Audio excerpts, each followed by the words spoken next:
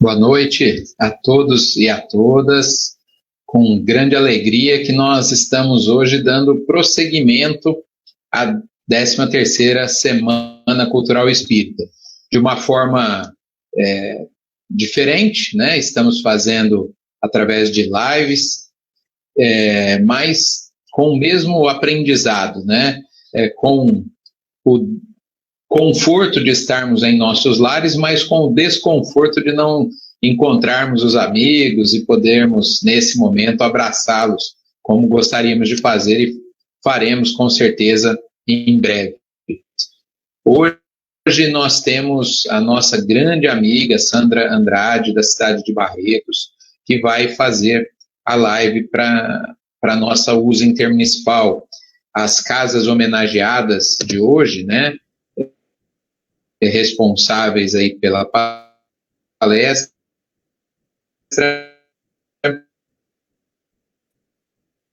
é o Centro Espírita Laura Moreno, o Centro Assistencial Espírita Anselmo Gomes, além do Centro Espírita do Calvário ao Céu.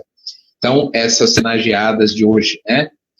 Normalmente, vocês que já participaram em outros anos da Semana Cultural, sabe que nós temos palestras, né, nas casas espíritas das outras cidades. Em Bebedouro a gente costuma fazer, às vezes no shopping, ou até na primeira Semana Cultural, fizemos lá na Estação Cultura, já tivemos palestras da Semana Cultural no Teatro Municipal, em formato de live.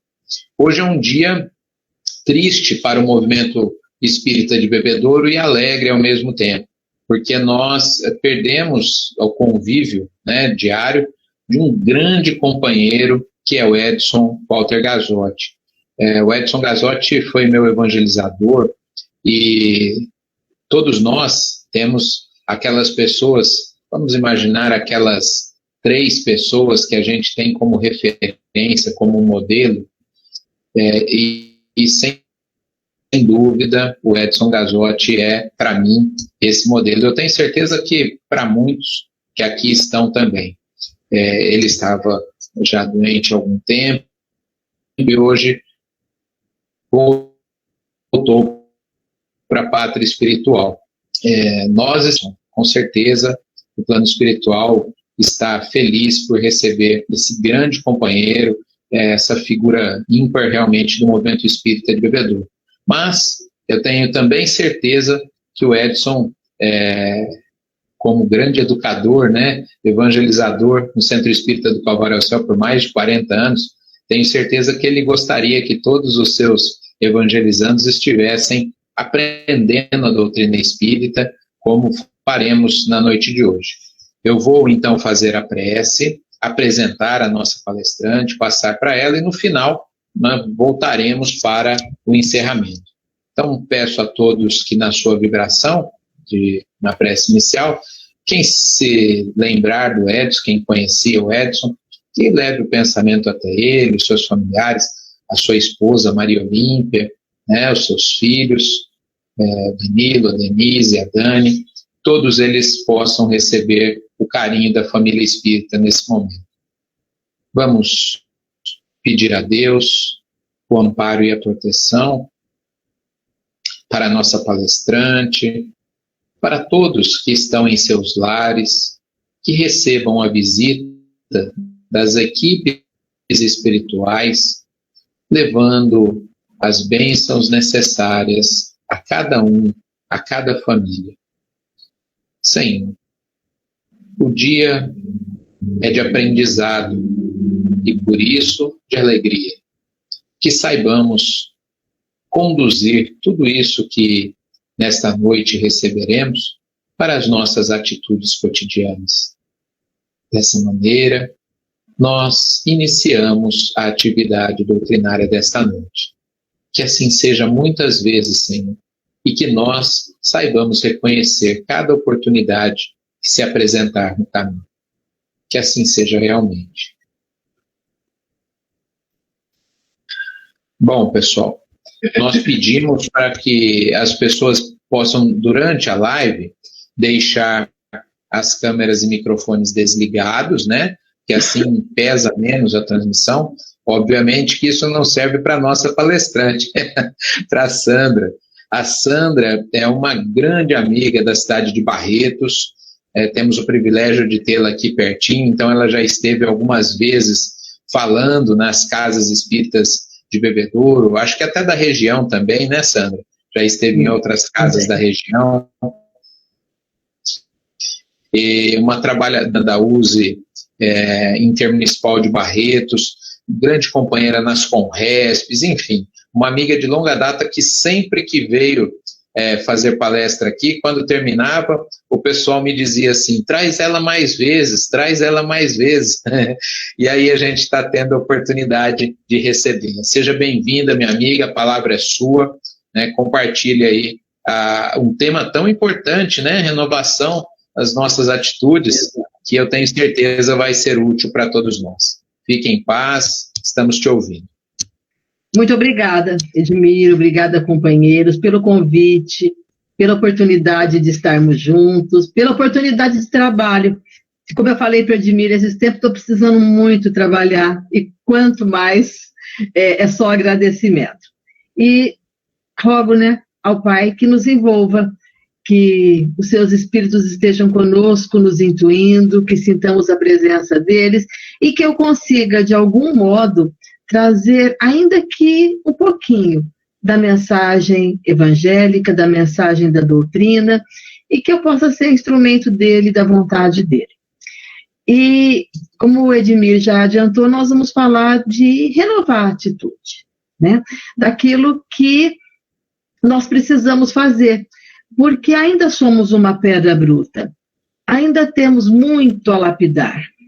E para que a lapidação aconteça, nós temos que mudar algumas coisas, alguns hábitos. E para que a gente comece a entender para valer, eu fui lá no dicionário, né? Entender o que é o renovar e o que são as nossas atitudes. Segundo o dicionário digital Aulete, renovar é tornar novo outra vez, é dar um novo aspecto ou uma nova forma. É trocar ou substituir por alguma coisa mais nova e melhor. É efetuar mudanças, é desabrochar novamente. Eu gostei muito desses dois últimos significados, efetuar mudanças e desabrochar novamente. Então vamos lembrar bem deles durante a nossa conversa. E atitude? Atitude é a maneira de portar-se, de agir ou de reagir a alguma coisa. É um comportamento, é uma conduta, um procedimento, uma disposição e uma intenção. Então, a nossa renovação que estamos buscando é desabrochar aquilo que temos de bom, aquilo que podemos ser melhores ainda, reagindo e agindo sempre, sempre da melhor maneira. Para isso, tem uma ferramenta essencial. A ferramenta essencial, Sócrates já nos trouxe, né? Conhece-te a ti mesmo. E a gente sabe que nem é do Sócrates, era lá do oráculo de Delfos, que já estava esse conhecimento de cada um, o conhecer-se a si mesmo, como uma ferramenta muito essencial. E Kardec, sabendo disso, lá na pergunta 919 de O Livro dos Espíritos, eu costumo dizer para os meninos da evangelização que a pergunta 919 é uma das... Antes assim, como eu sou muito novinha na evangelização, antes eu falava que caía no vestibular para espírita, mas agora como o vestibular está caindo em desuso, eu costumo dizer para esse cair no Enem para espírita.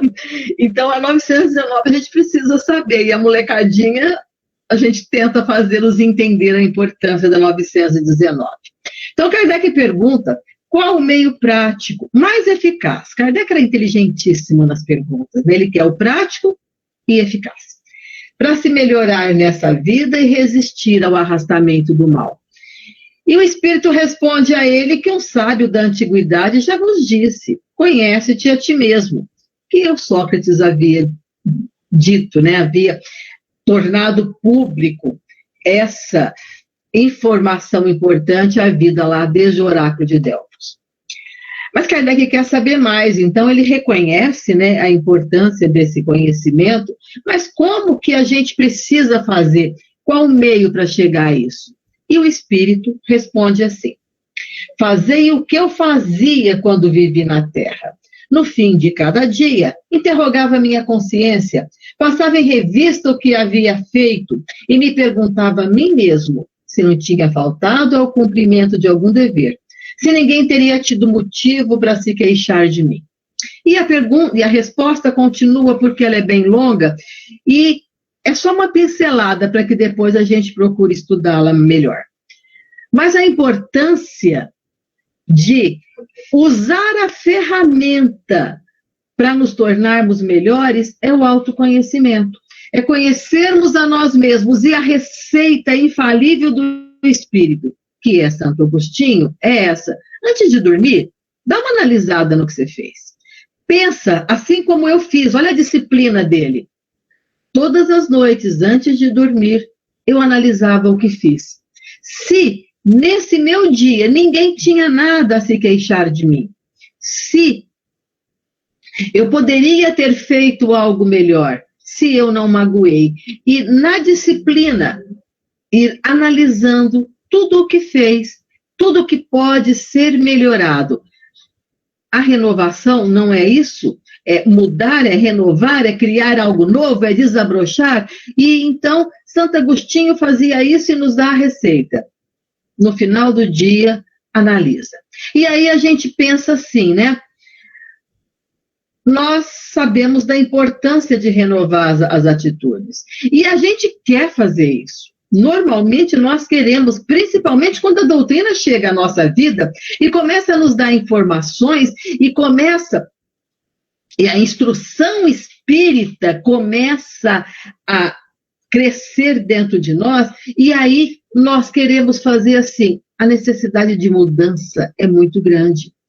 Como eu tenho coisas a lapidar, como eu tenho coisas a deixar para trás e realmente me tornar uma pessoa melhor.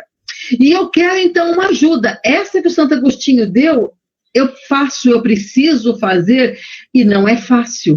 Não é fácil porque, às vezes, a gente esquece da hora, porque, às vezes, a gente tem outro compromisso, porque, às vezes, nós não queremos analisar com vergonha de nós mesmos, com medo dessa análise, mas, às vezes, a gente quer também mais. E a doutrina dos Espíritos também nos traz mais. Nos traz mais como? Pegando uma receita de 2000 anos que está contida nos evangelhos e trazendo esse evangelho em nosso socorro da maneira mais clara, mais simples, mais pura que se pode existir, tirando todos os dogmas, todas as enxertias havidas desses 2000 anos e nos trazendo a diretriz para a mudança de vida. Diretriz que é solidificada na verdade, que como Jesus, como o Mestre nos disse, só essa verdade nos faria livres. E estar livre é ser uma pessoa melhor. Então, só com o conhecimento do Evangelho é que nós podemos de verdade renovar as nossas atitudes, desfazendo-nos do homem velho, deixando-nos nascer o homem novo. E o homem novo vai nascer livre do erro, livre do mal que ainda nos habita, livre dos enganos que há tantos séculos nós temos deixado crescer dentro de nós, para que possamos de verdade e efetivamente escolher o caminho do bem, escolher o caminho do amor, escolher o caminho que vai nos levar àquilo que precisamos, que é o nosso destino, que é a felicidade.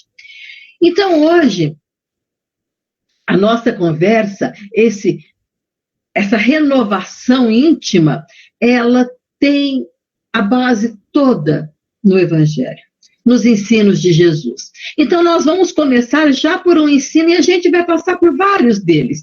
Claro que nem tenho capacidade, nem temos tempo de ir na profundidade, mas a pincelada, ainda que seja um mergulho em águas rasas, porque não temos tempo, de entrar na profundidade, mas por mais raso que a gente vá, nós já percebemos a grandiosidade de todos os ensinos do Mestre.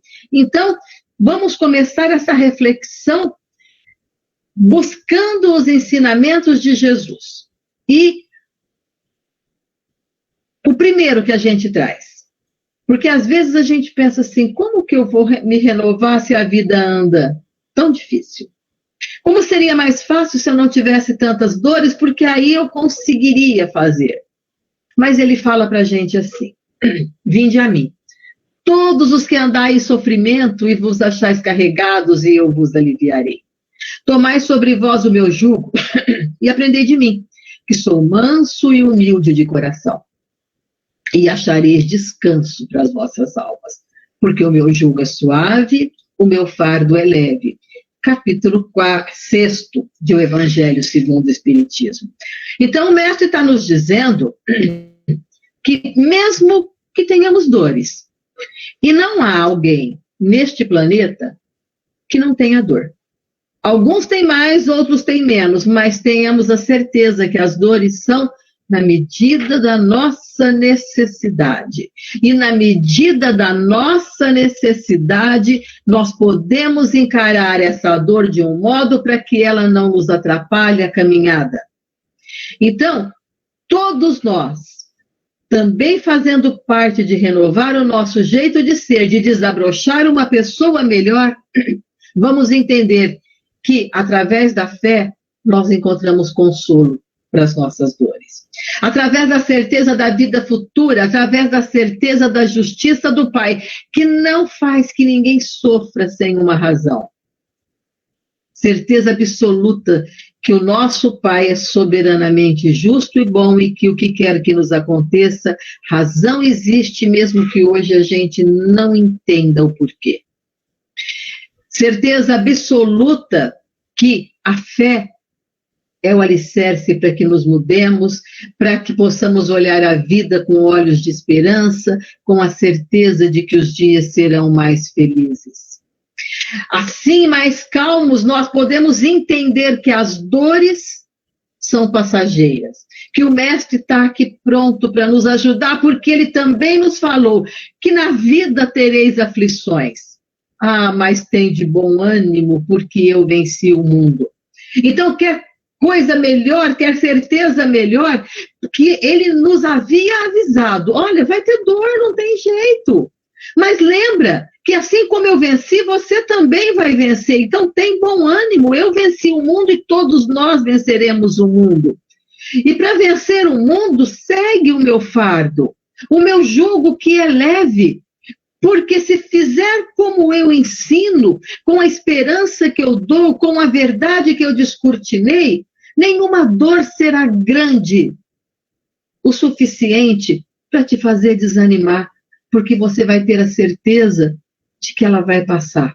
E tudo passa. Outro ensino de Jesus, que nós precisamos mudar muito, muito o nosso jeito de ser, e ele nos fala assim, não julgueis, a fim de não serdes julgados, porque vós sereis julgados segundo houverdes julgados os outros, e servirá para convosco, da mesma medida da qual vos servistes para com ele. Também no Evangelho segundo o Espiritismo, no capítulo 10. Como que nós temos agido com os nossos julgamentos? Será que nós somos assim severos, duros, bravos, mão pesada, para julgar a atitude do outro e condescendentes conosco? Como será que nós temos sido aqui? Será que sempre temos desculpas para as nossas situações, para as nossas ações e em absoluto para o outro? Lembremos do ensinamento dele, do jeitinho, do modo como julgarmos, do modo como formos duros ou não com o outro, seremos conosco. Então, como que nós gostaríamos de ser julgados? Devemos fazê-lo com o mesmo peso, a mesma visão, o mesmo olhar, o mesmo material utilizado para o irmão, nós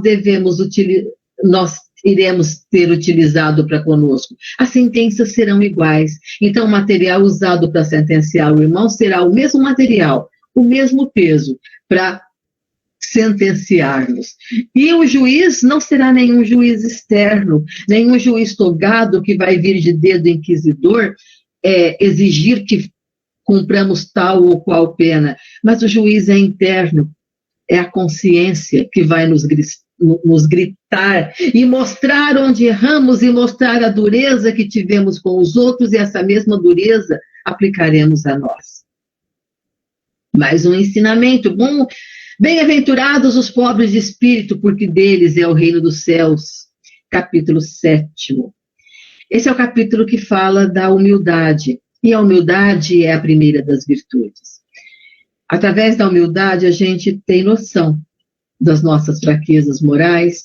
Através da humildade, nós podemos começar a lutar para conquistar aquilo que nos falta em qualidade, porque sabemos dessa falta, porque conhecemos as nossas fragilidades, porque entendemos a fragilidade do próximo, porque não nos achamos superior absolutamente a ninguém.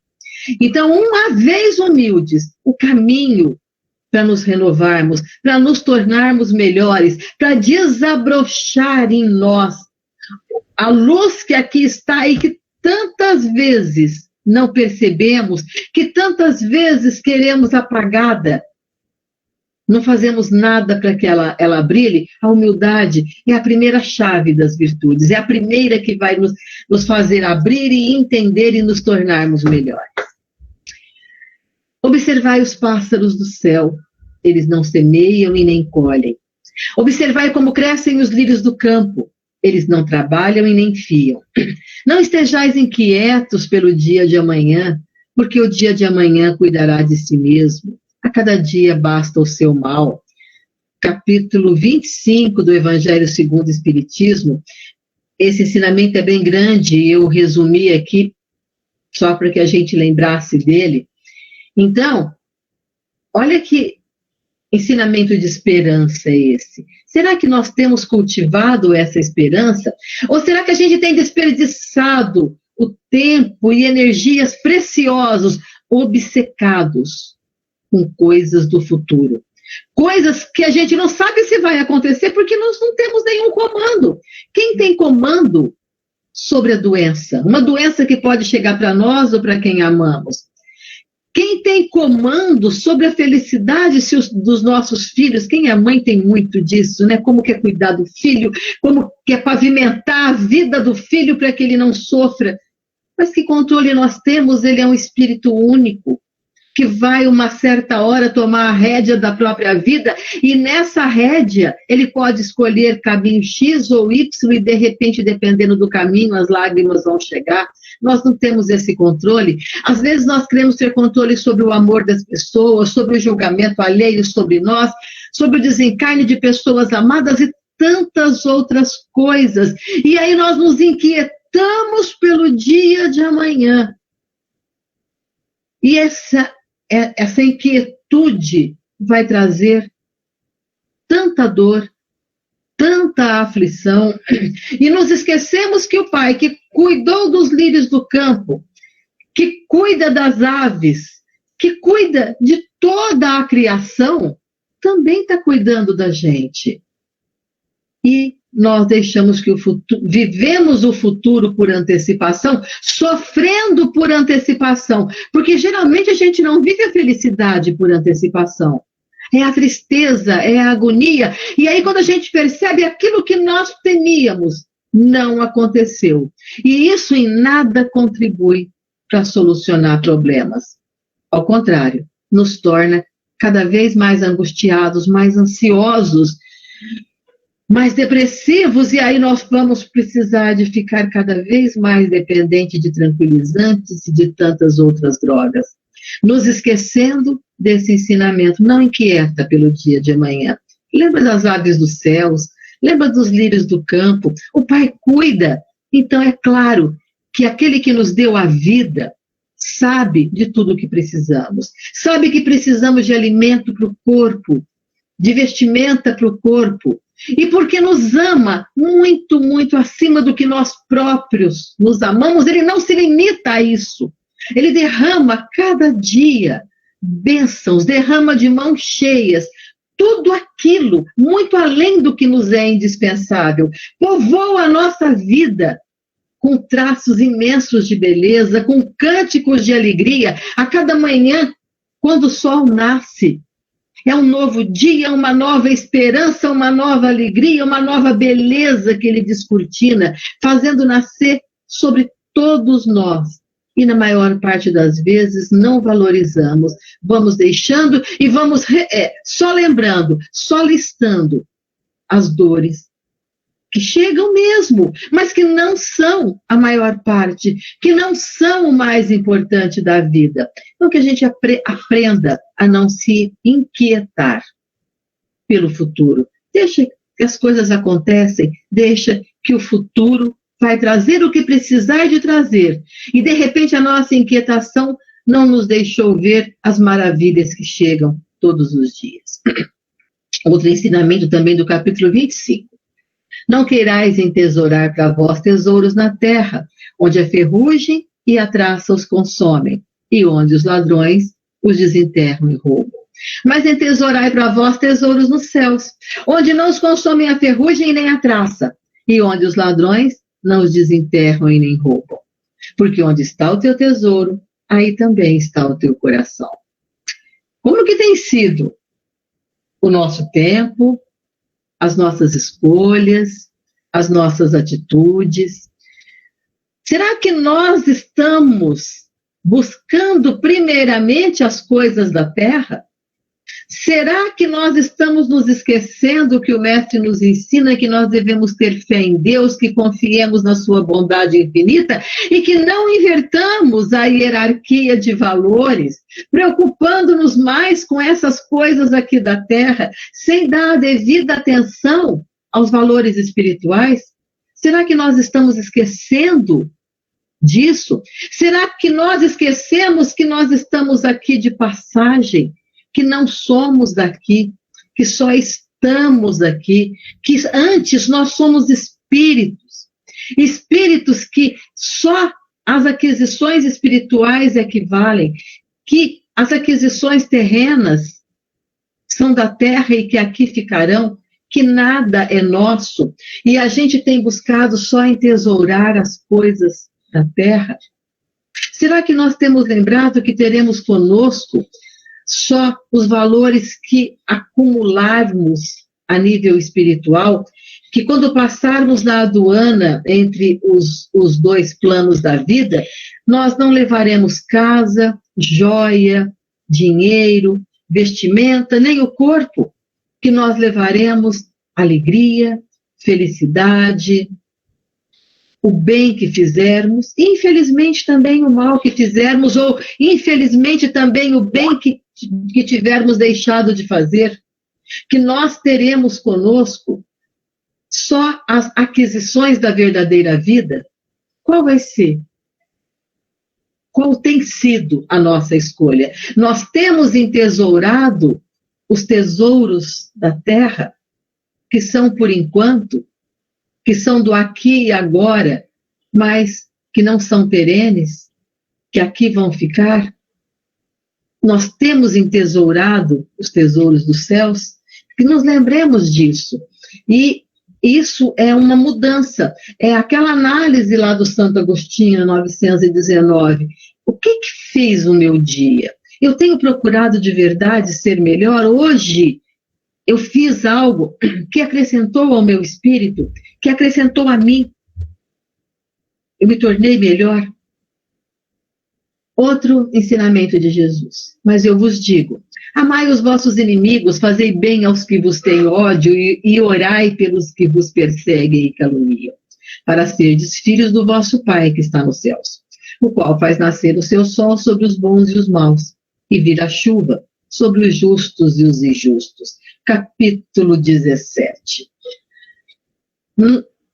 Esse ensinamento, às vezes, nos parece tão absurdo. Como que eu posso amar um inimigo? Como que eu posso fazer bem para quem me persegue, para quem me faz o mal? Mas o mestre fala que o sol nasce para todos, que o sol nasce sobre os justos e os injustos, que o Pai não faz distinção. Se o Pai não faz distinção, por que nós vamos fazer? Então, para renovar a atitude, se faz urgente que nós mudemos o modo de tratar aqueles que achamos ser nossos inimigos. A primeira coisa é, eu não sou inimigo de ninguém. Se alguém, porventura, é meu, ele pode ser, mas eu sou amigo dele. Eu estendo a mão se ele precisar. Eu vou senti-lo como irmão e não como um adversário. Eu não vou cultivar com ele ódio, rancor ou desejo de vingança. Eu vou fazer o bem se ele precisar em qualquer situação. Porque o Pai, que é pai dele exatamente como é pai meu, trata-nos a todos com equidade. O Pai o ama exatamente como ama a mim. Então, como que eu posso achar que eu sou melhor ou que eu sou injustiçado por algo que essa pessoa tenha feito? Se ela fez, talvez ainda não tenha entendimento, talvez ainda esteja subindo mais lentamente os degraus do progresso, mas está subindo. E é infinitamente amada por Deus como nós somos. Então, é não entender no outro inimigo, mas entender no outro um irmão de caminhada, um irmão ainda com erros, mas como também nós somos. E não enxergar nele inimigo, enxergar irmão. Capítulo 9 do Evangelho segundo o Espiritismo. A obediência e a resignação são duas virtudes companheiras da doçura muito ativas, embora os homens as confundam erradamente com a negação do sentimento e da vontade. O Evangelho nos fala de obedecer e de resignar.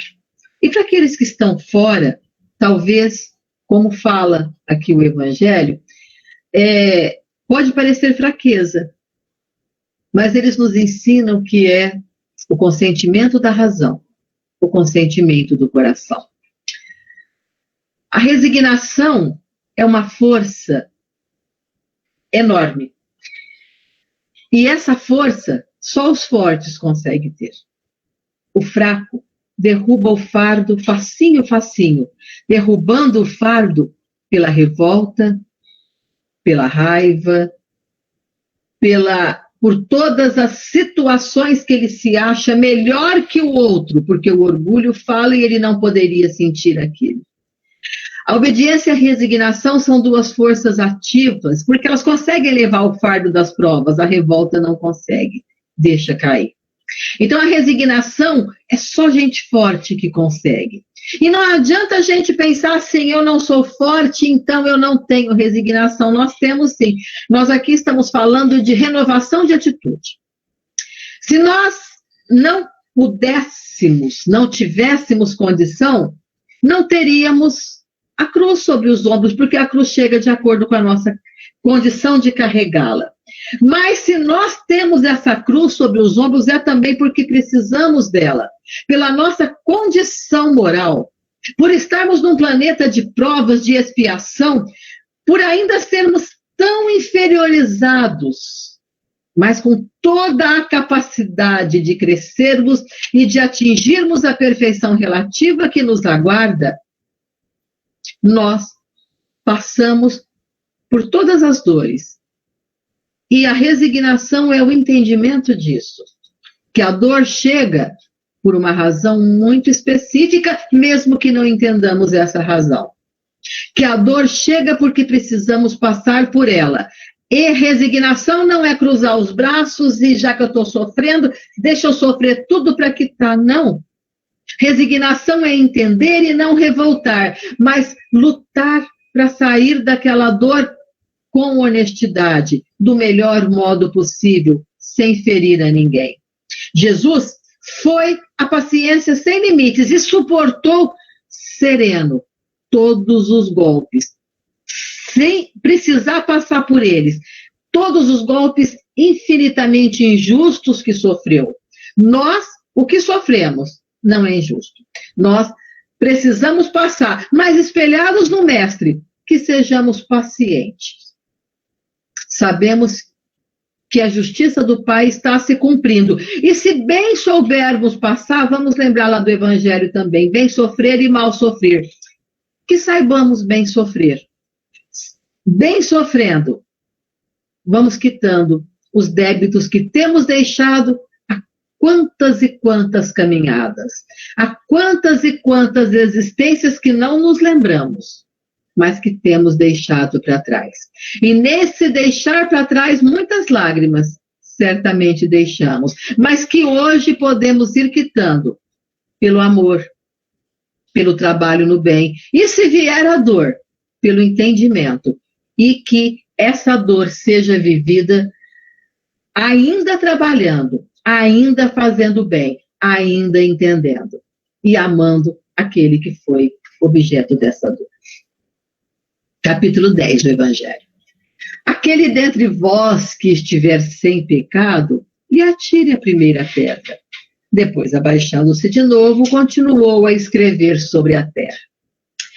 É a passagem da mulher adúltera, que, levada a ser apedrejada, o mestre mostra que ninguém ali estava livre do erro e que, portanto, ninguém era capaz de julgar. Todo mundo, todos nós, que buscamos olhar o defeito do outro, na realidade somos orgulhosos.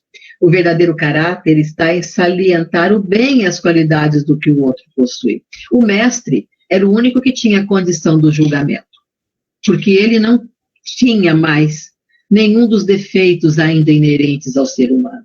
Ele já havia deixado, ele já está numa condição de pureza imenso lá em cima, mas pequeno e presente junto de nós. Ele, que podia julgar, não o fez. Por quê? Porque já deixou o orgulho para trás e, deixando o orgulho para trás, entende as nossas fraquezas. O orgulhoso não, se acha melhor. E se achando melhor, não entende a fraqueza e julga. E será que nós, se estivéssemos lá naquela época, também não iríamos lapidar a mulher? Também não iríamos jogar as pedras? Afinal de contas, nós estaríamos batendo em nosso peito, eu não faço o que ela fez? Às vezes fazemos só que escondido, não fomos descobertos. Às vezes fazemos pior, nossos erros são diferentes. Então o orgulhoso faz isso. Mas o mestre continuou também. Quando todos eles saíram, e saíram porque perceberam que ninguém era apto a julgar, porque cada um tinha o seu quinhão de erro, de pecado. O mestre pergunta à mulher, ninguém te condenou? E ela fala, ninguém. Ele responde, nem eu te condeno. E termina assim, vais e não peques mais, para que não te suceda coisa pior. Então nós não temos condição de julgar a ninguém, mas nós, enquanto estivermos fazendo algo de errado, sendo ou não descobertos, sendo ou não julgados, que nos lembremos do ensinamento do mestre, pare de fazer isso. Siga sua vida com dignidade. Repare os erros na medida do possível. Mas não peques mais, porque coisa pior pode acontecer. E se ela ficou livre da lapidação, que outra coisa poderia acontecer? Na nossa visão, ainda tão fechada, tão da terra, poderia pensar numa nova lapidação. Ah, mas se eles descobrirem de novo, aí não vai ter desculpa. Talvez. Mas quer coisa pior do que a consciência, quando liberta do corpo, analisar os erros e perceber que poderia ter feito melhor?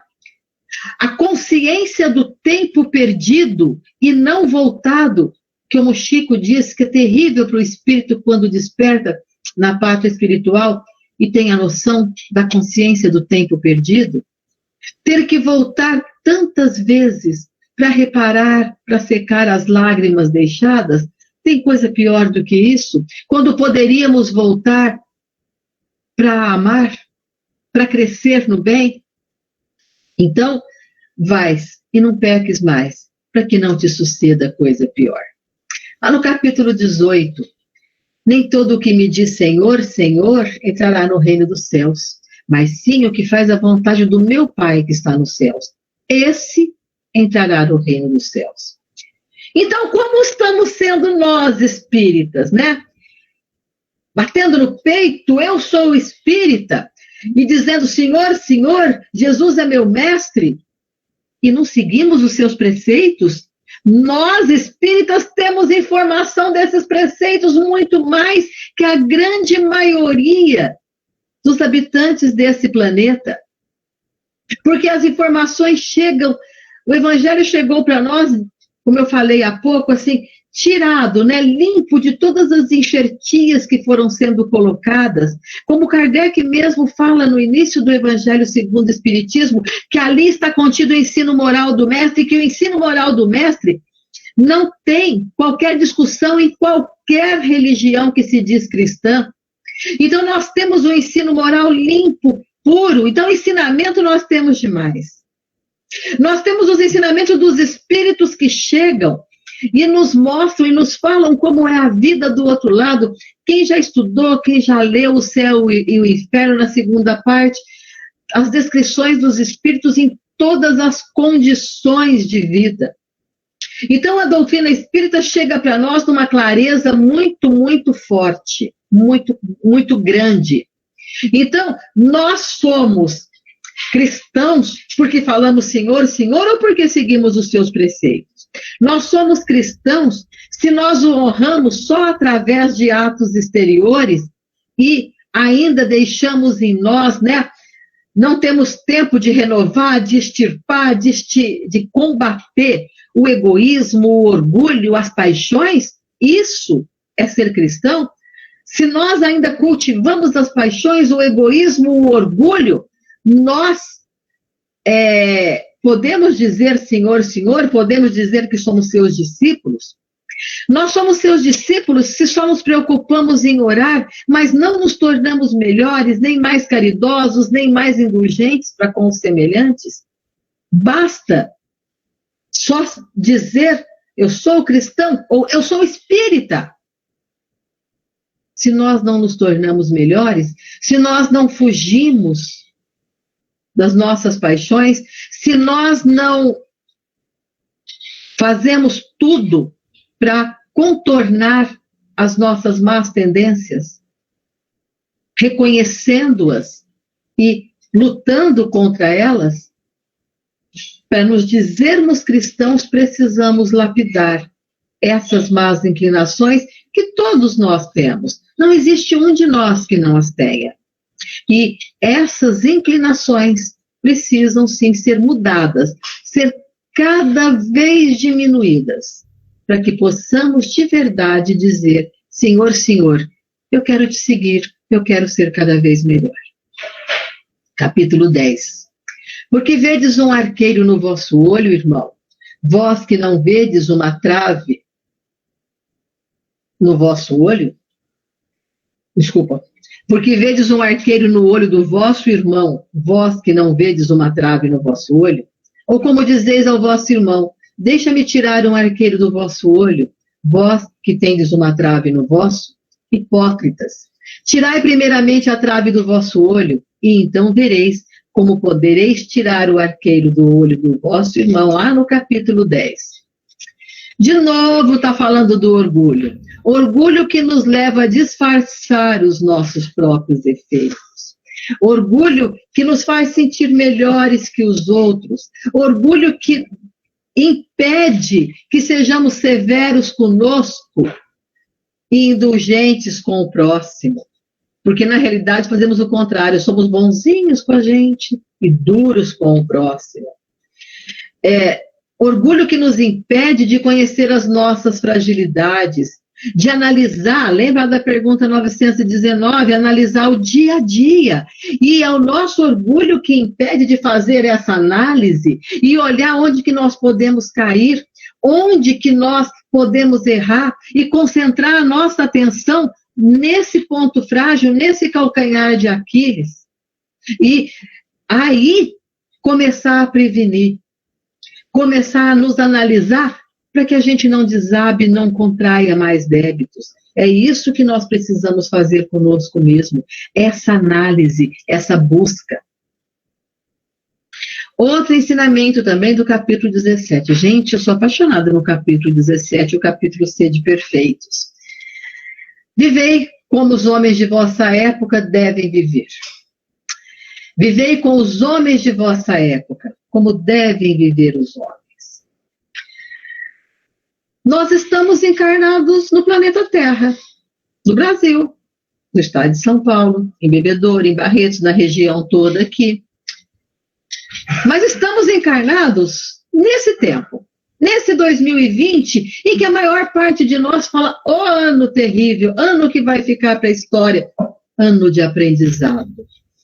Ano 2020, em que estamos sendo testados de todos os modos e como que nós estamos reagindo. Não é à toa que a gente está encarnado aqui. Não é à toa que estamos passando pela pandemia, não é à toa que estamos aprendendo a fazer palestra à distância, não é à toa que não estamos nos abraçando, mas que às vezes a nossa voz chega mais tão longe, e isso é viver como o homem da nossa época, nos reinventando. Esse reinventar faz parte do viver. Então nós somos abençoados em estar vivendo num momento de reclusão quando temos uma internet. Quando tantos homens trabalharam para que a tecnologia chegasse até nós. E cada um de nós tem uma aptidão, tem uma vocação, e cada um de nós é útil no lugar onde está. E cada um de nós pode cooperar de maneira individual ou de maneira coletiva para fazer o nosso mundo melhor, tendo ou não pandemia, sendo ou não 2020. Que vivamos sim melhores. Nós temos por obrigação, como homens do nosso tempo, de desenvolver as nossas faculdades, algumas que já chegaram conosco de outras e outras e outras existências, mas faculdades que devem ser usadas na prática do dia a dia, na prática social, no convívio com os irmãos, para aumentar a nossa parcela de contribuição na comunidade em que a gente vive, para ajudar a aperfeiçoar a humanidade. E a gente tem feito isso? Ou só nós queremos viver como os homens do nosso tempo para usufruir das benesses do nosso tempo, sem dar aquilo que podemos dar para ajudar, para melhorar, para fazer o outro mais feliz, para fazer um mundo melhor. Fazer parte do tempo é troca. Não é à toa que temos tanta troca, tanta facilidade de comunicação hoje. Não é à toa que nos encontramos com as pessoas com tanta facilidade, ainda que a pessoa esteja do outro lado do mundo, falando ao mesmo tempo, vendo. Só falta sentir o cheiro e dar o abraço presencial. Então, onde quer que sejamos instrumento para fazer melhor. Onde quer que estejamos, que as nossas faculdades possam ser trabalhadas pelo bem do outro, pelo bem da sociedade. Vamos continuar no capítulo 17. Finalzinho dele, item 11 do capítulo 17. Cuidar do corpo e do espírito. Kardec dá esse nome a esse item 11. E por que a gente deve cuidar do corpo? Já deu para perceber que é através do corpo que o espírito tem se manifestado aqui. Vocês devem estar, a maior parte de vocês está com a câmera fechada, então eu não os estou vendo. Mas a minha está aberta, e vocês estão vendo que para eu falar, a mão tem que falar junto, porque faz parte. A mão fala junto, o italiano é assim. Então, para que o espírito, o que eu, Sandra, possa me expressar, eu estou usando do corpo. Então, para que o espírito se expresse, o corpo é essencial. Então, o nosso corpo é a nossa bênção maior, então ele tem que ser um santuário. Ele é o templo das nossas emoções. E Kardec diz da importância de cuidar dele. Será que nós estamos cuidando dele? Graças a esse corpo que hoje vestimos, o nosso espírito está encarnado. Então, o cuidado dele é importantíssimo, mas sem narcisismo, sem idolatria, entendendo o corpo como morada do Espírito. E essa morada do Espírito, o Espírito tem que aqui residir pelo tempo que foi combinado, que foi estipulado, que tomara tenhamos tido condição de aceitar, que não tenha sido imposto, que tenhamos tido condição de aceitar esse tempo para viver aqui na Terra, nesse planeta, e para que tenhamos condição de completar o tempo de encarnados, nós precisamos cuidar do corpo, para que não voltemos para lá num suicídio involuntário. Cuidar do corpo quer dizer que devemos controlar os nossos hábitos. Olha aí a renovação de atitude. E que hábitos? Hábitos ruins. E a gente tem. Porque o hábito vai se instaurando de tal modo que quando a gente percebe, ele já está nos dominando. Já fazemos no piloto automático. Então, hábitos ruins, controlar, evitar cólera, gula, sexo sem compromisso, sem amor, tratar do corpo sem que a gente volte, como eu falei há pouco, a uma volta antecipada para o mundo dos espíritos. Então, não é narcisismo, é responsabilidade, cuidar desse templo que deve ser respeitado em todas as situações, como eu falei há pouco, do controle das emoções, que vem desregular todo o aparato celular. Templo que precisa ser respeitado nos hábitos, templo que precisa ser respeitado nas paixões.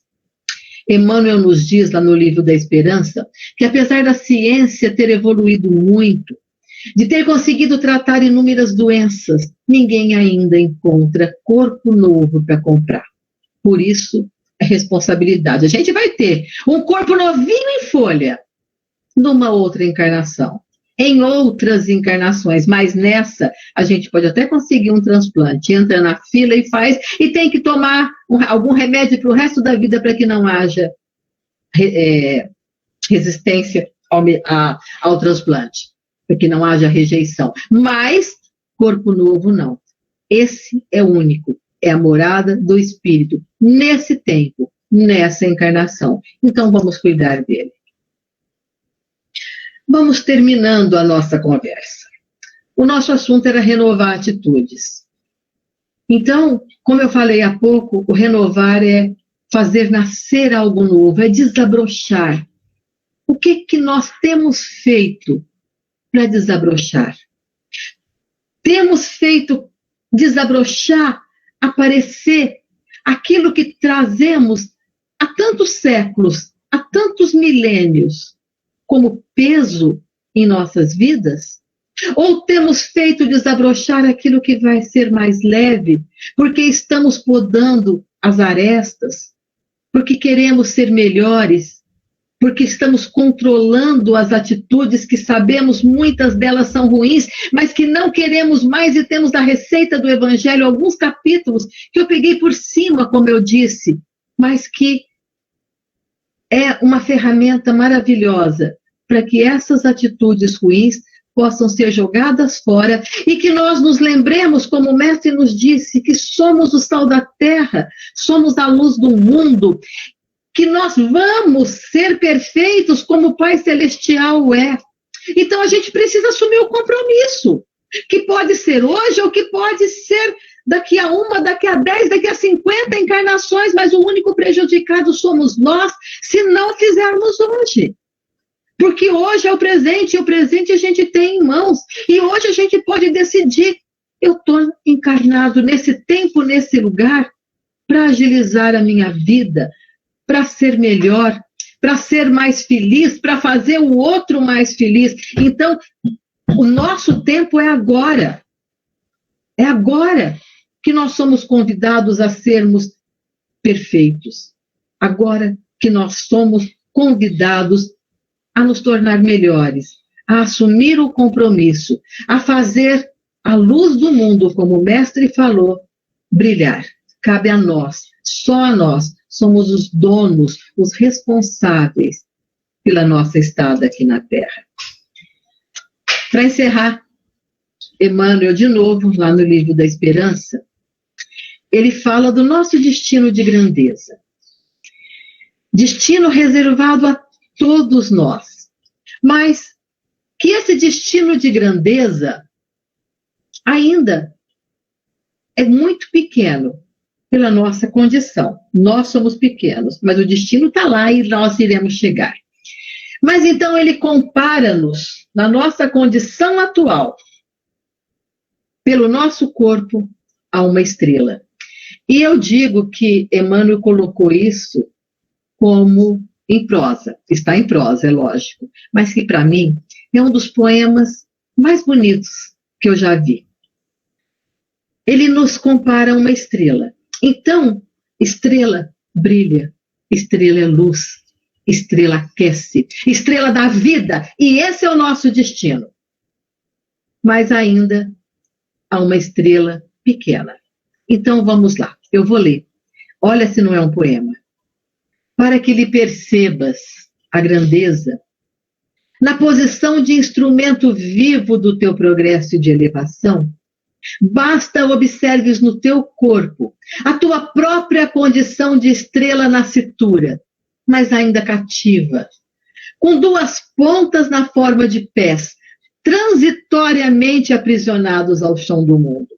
Duas hastes preciosas em feitio de braços para o trabalho. E uma antena em que a luz do pensamento chameja vitoriosa na estrutura da fronte, magnificamente erguida à majestade dos céus. Nós somos estrela.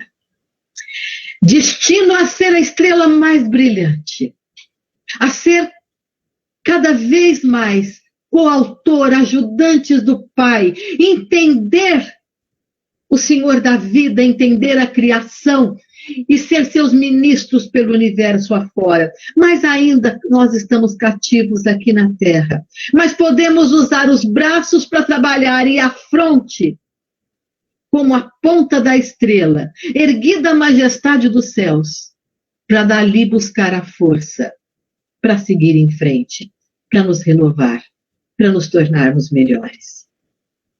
Que façamos isso. Que sigamos o destino a nós reservados, que espalhemos luz aonde formos, e que o Mestre nos fortaleça e nos intua através dos seus mensageiros, e que a gente saiba ouvir essa intuição. Muito obrigada, como eu falei no começo, pela oportunidade do trabalho. O Mestre nos envolva a todos para seguir a caminhada. Sandra, antes de te agradecer, eu vou pedir para que você faça a nossa prece final, então, e aí eu volto para a gente conversar. Tá bom, Lívia. Então, que todos nós possamos, ligados aos ensinamentos do Mestre Jesus, buscar, ter forças para buscar neles o ferramental que precisamos para nos tornar melhores. Que sejamos capazes de todas as noites, seguindo Santo Agostinho, analisar o nosso feito, buscar reformas e a cada dia ser melhores. Que agradeçamos a Jesus ter nos mandado esse Consolador, que agradeçamos a Kardec ter aceito a missão e que façamos nós a nossa parte de seguir esses ensinamentos, de nos tornar melhores. Agradecidos aos espíritos amigos que nos assessoram, que nunca nos deixam só. Que eles possam seguir ao nosso lado, nos intuindo, nos fortalecendo, nos ajudando a resistir ao mal que ainda nos habita, mas nos mostrando a luz que nos aguarda. Que assim seja.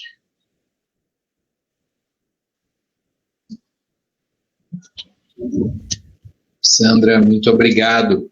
Eu te agradeço. Aqui nós temos, não sei se você está conseguindo visualizar o chat. Tá?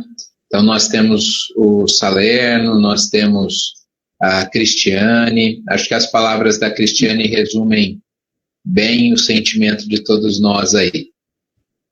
Hoje a voz está um pouco... boa vontade, o carinho de vocês. Na verdade, nós aqui temos que agradecer. Hoje a voz está um pouco embargada, pelo motivo que eu falei no início,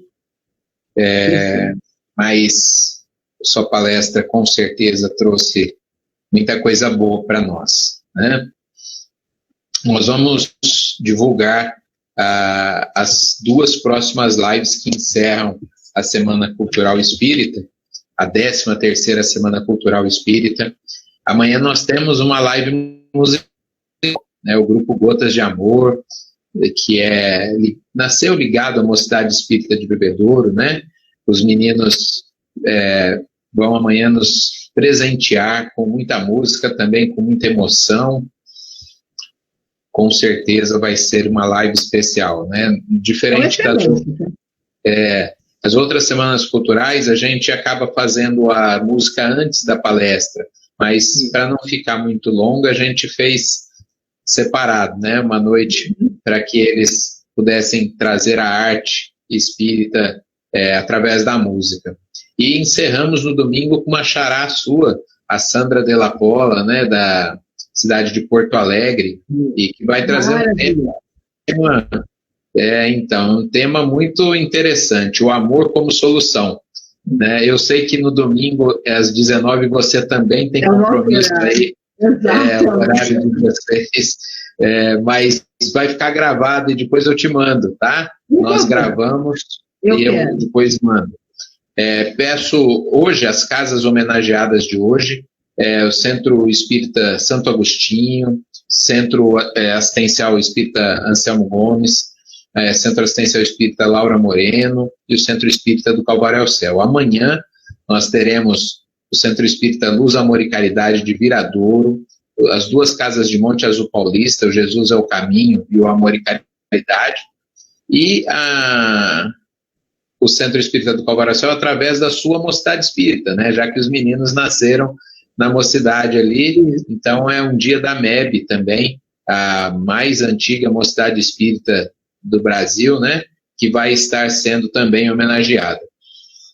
Muito obrigado pelas palavras, eu tenho certeza que as pessoas aqui foram muito sinceras no agradecimento a você, né, e sei também que você muito sincera no seu agradecimento pela oportunidade. Então, na verdade, criamos uma aura de gratidão aqui entre nós.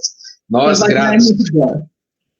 Isso é muito bom. Nós gratos pelas suas palavras e você grata pela oportunidade. Um beijo no coração de todos, que o fim de semana seja abençoado, se cuidem. Nos encontramos aí no sábado e no domingo, às 19h, para as 2 lives que encerram a Semana Cultural. Queria só adiantar novembro nós teremos palestras, lives também, né, com bebedourenses que estão fora de Bebedouro, né, um morando no exterior, outro morando em São Paulo, e a gente convidou para fazer as lives aí. E teremos temas muito interessantes, como suicídio, vamos ter temas muito interessantes nas nossas lives de novembro. Para dezembro estamos programando um mês especial, talvez tenhamos uma live teatral, estamos combinando com o pessoal de Franca, talvez façamos uma live teatral, nós cobramos isso deles, eles estão se adaptando para nos atender, e se der certo, depois eu ofereço para vocês aí em Barretos, porque com certeza vai ser muito bom também. Vamos ver se vai dar tempo para dezembro, tá bom? Um beijo no coração de todos, um ótimo final de semana, fiquem com Deus. Você quer se despedir do pessoal, Sandra? Um abraço para todos, muito obrigada pelas vibrações, e que o mestre nos intua sempre. Muito obrigada, Edmir. Você sabe que eu preciso trabalhar, me chama sempre que puder. Tá bom, minha amiga, tá bom. Fique com Deus, paz a todos aí, e boa noite a todos.